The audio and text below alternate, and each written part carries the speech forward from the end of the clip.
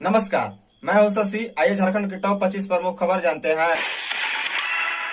झारखंड में 15 जनवरी तक night curfew व स्कूल कॉलेज बंद करने की तैयारी। झारखंड में बढ़ते कोरोना वायरस संक्रमण को देखते हुए स्वास्थ्य विभाग ने आपदा प्रबंधन प्राधिकार से राज्य में कड़े प्रतिबंध लागू करने की सिफारिश की है। बता दें, इस दौरान आगामी 15 जनवरी तक नाइट कर्फ्यू लगाने के साथ साथ स्कूल कॉलेज समेत अन्य शिक्षण संस्थान, मॉल, रेस्टोरेंट, होटल, पार्क आदि को बंद करने का सुझाव दिया गया है।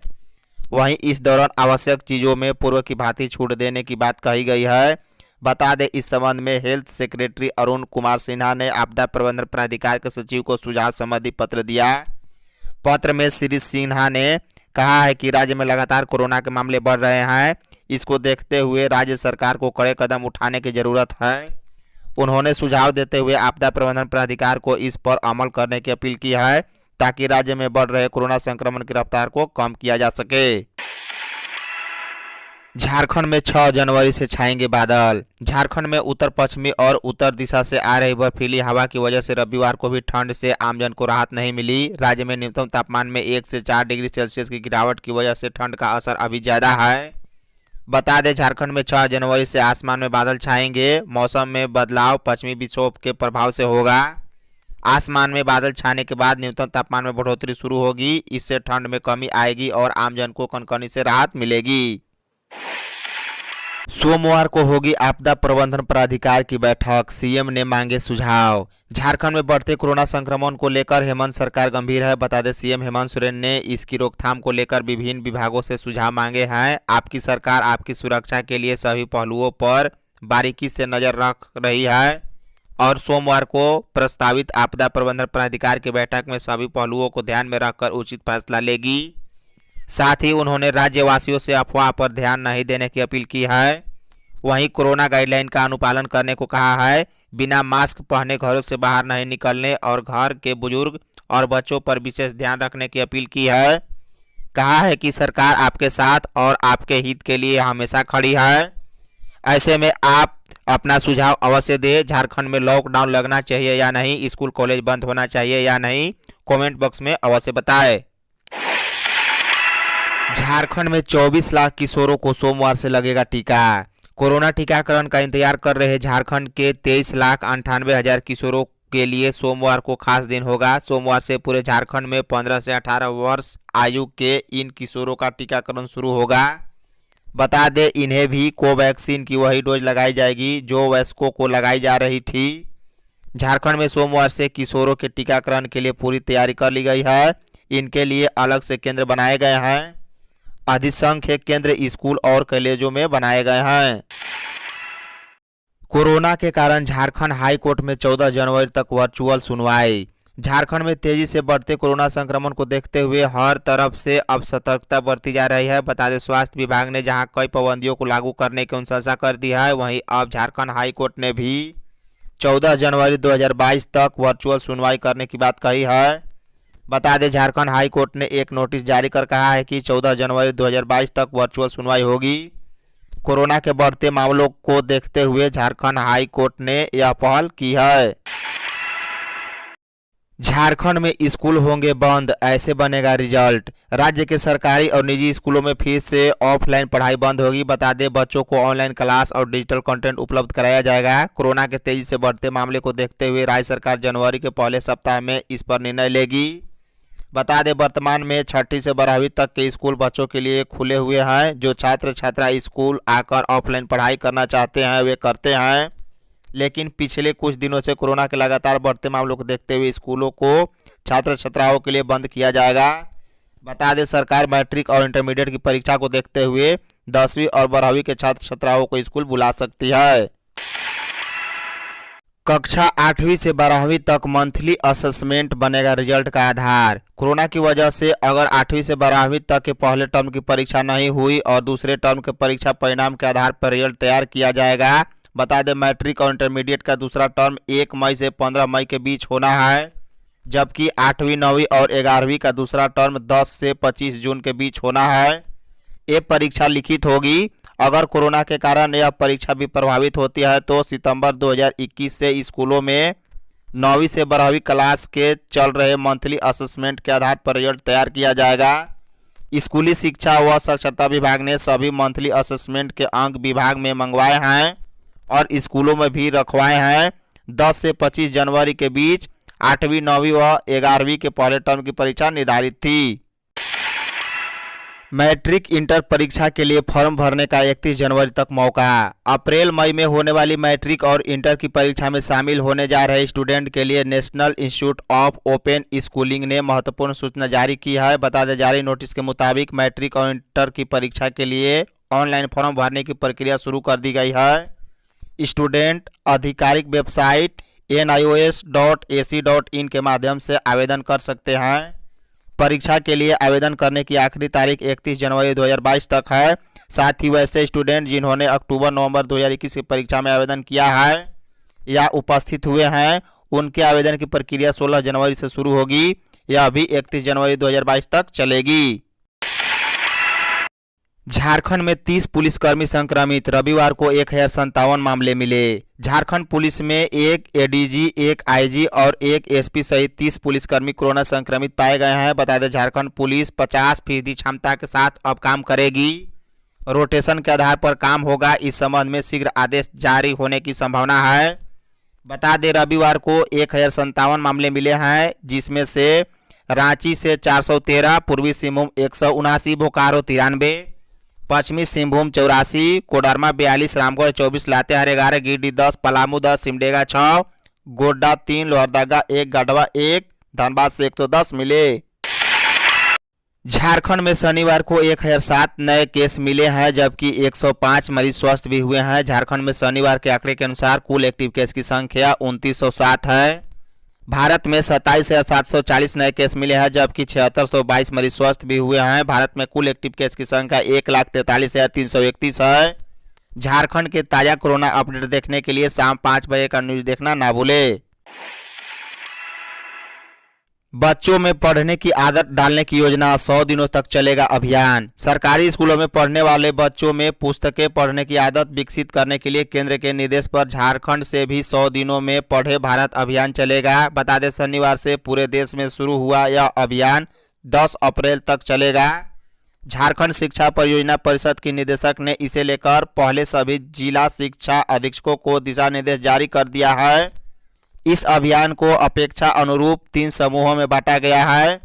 बता दें, पहले समूह में पहली कक्षा से लेकर दूसरी कक्षा, जबकि दूसरे समूह में तीसरी से 5वीं तथा तीसरे समूह में कक्षा 6 से 8 तक के लिए सप्ताहवार गतिविधियां तय कर दी गई है। धान खरीद में फिसली साबित हुआ झारखंड, 15% हो सकी खरीद।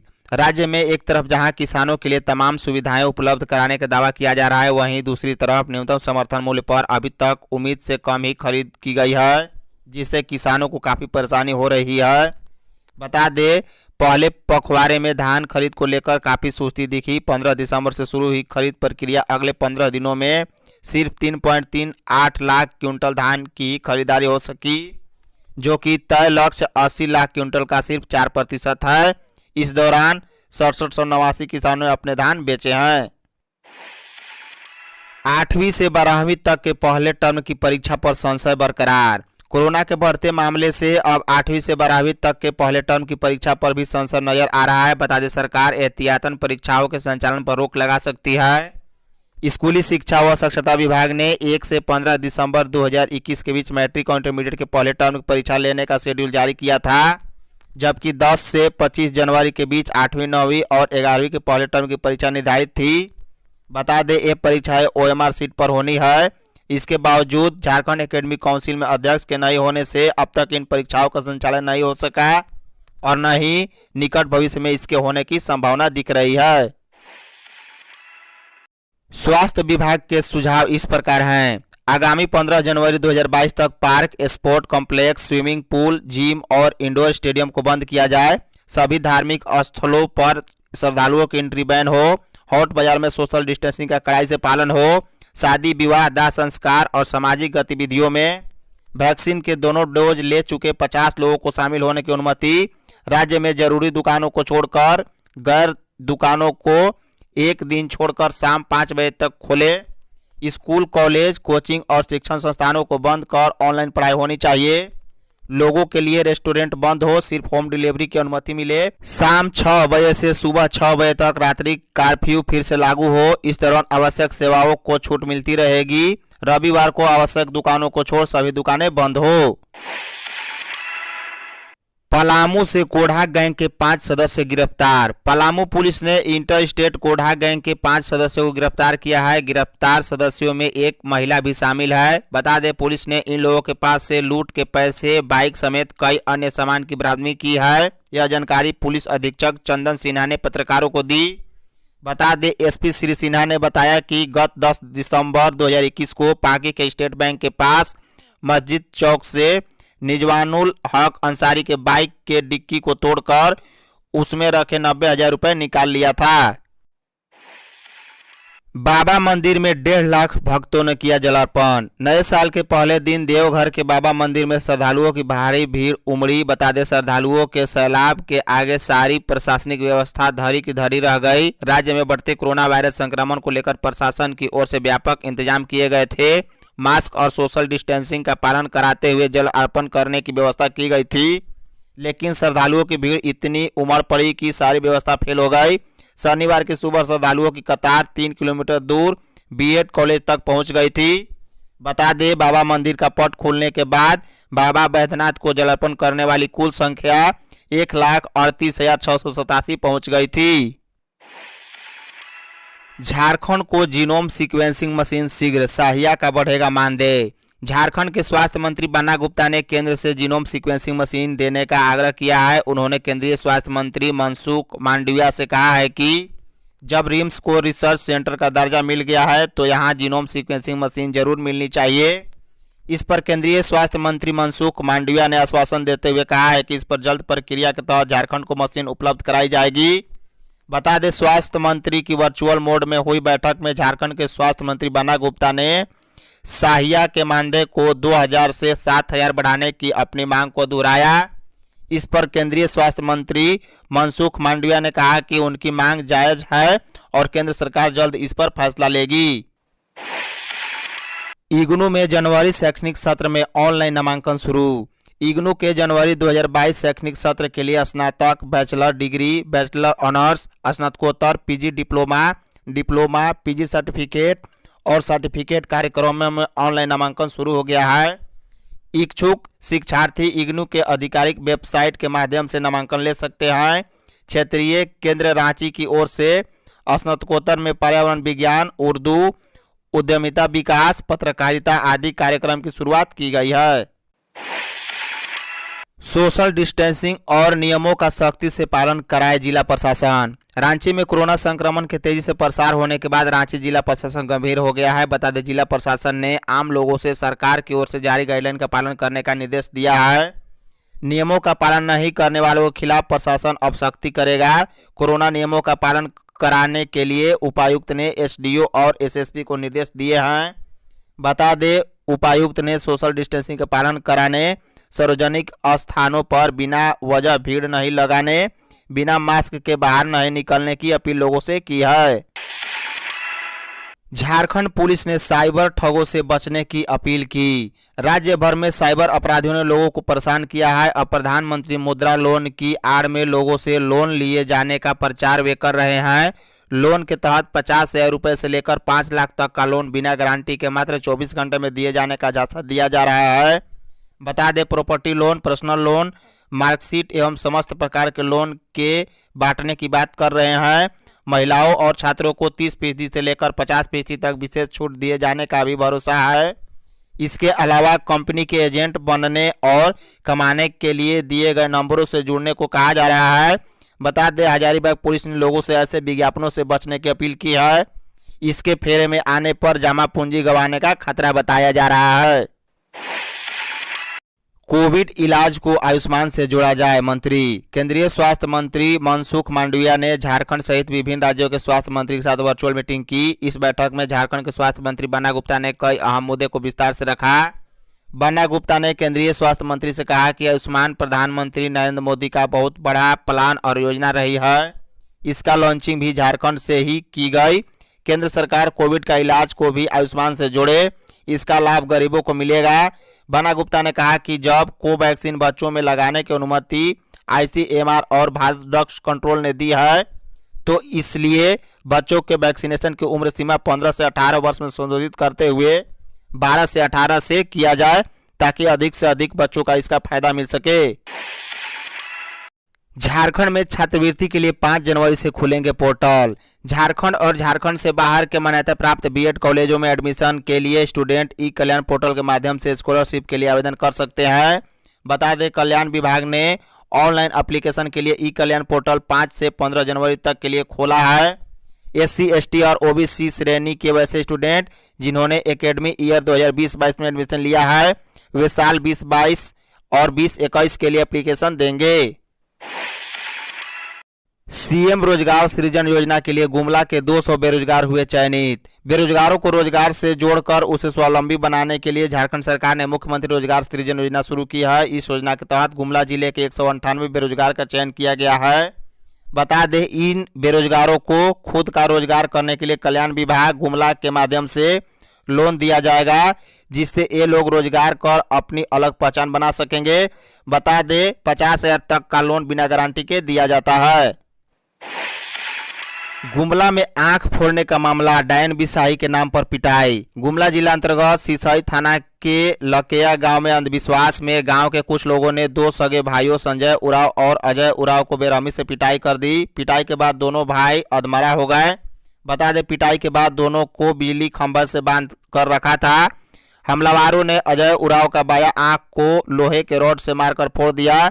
पुलिस ने घटनास्थल पहुंचकर दोनों भाइयों की जान बचाई और घायलों को अस्पताल में भर्ती कराया। झामुमो के केंद्रीय समिति के सदस्यों की सूची जारी।